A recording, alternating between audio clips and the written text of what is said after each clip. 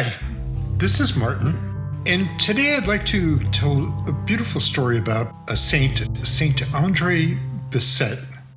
He was with the Congregation of the Holy Cross, and the reason I wanted to do this is that about 6 months ago, I did a story on Solanus Casey, Solanus, Solanus Casey, who was in the Detroit area of Michigan. And he was not exactly rated first rate in terms of intelligence, although he was an incredibly spiritual guy. He wound up being more or less a porter or doorkeeper. The same kind of happened with Saint Andre. So let me begin. Brother Andre expressed a saint's faith by a lifelong devotion to Saint Joseph.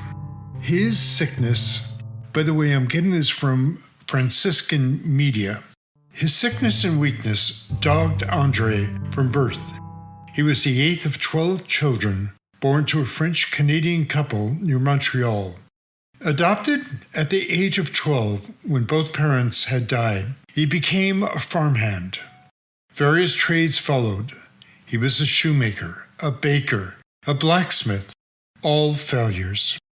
He was a factory worker in the United States during the boom times of the Civil War. At 25, Andre applied for entrance into the Congregation of the Holy Cross. After years as a novitiate, he was not admitted because of his weak health.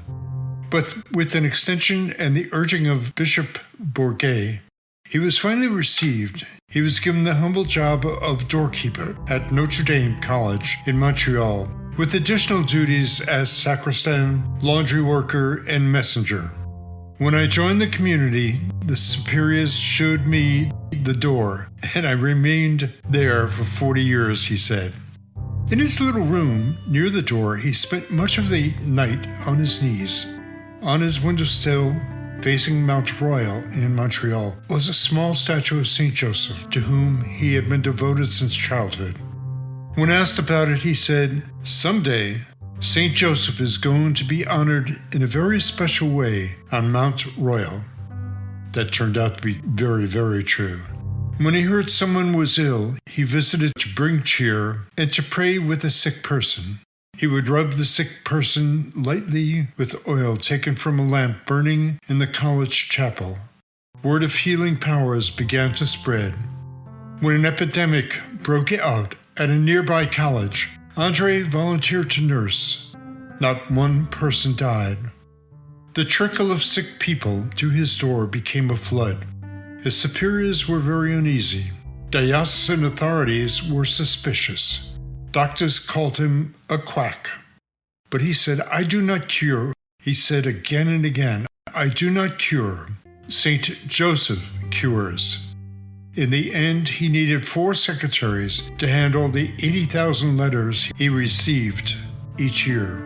For many years, the Holy Cross authorities had tried to buy land on Mount Royal. Brother Andre and others climbed the steep hill and planted medals of Saint Joseph. Suddenly, the owners yielded. Andre collected $200 to build a small chapel and began receiving visitors there, smiling through long hours of listening, applying St. Joseph's oil. Some were cured, some were not. However, the piles of crutches, canes, and braces grew. The chapel also grew. By 1931, there were gleaming walls, but money ran out. Put a statue of St. Joseph in the middle. If you want a roof over his head, he'll get it. The magnificent oratory on Mount Royal took 50 years to build. The sickly boy who could not hold a job died at the age of 92. He is buried at the oratory. He was beatified in 1982 and canonized in 2010. He is the only member of the Congregation of the Holy Cross that has ever achieved sainthood. At his canonization in October 2010, Pope Benedict XVI said that Saint Andre lived the beatitude of the pure heart. So just a little bit of a glimpse into a very important person, one that probably did not want the main light, but would rather just hold back and let others take credit. Quite a guy. So thank you very much for the time, and until next time, farewell.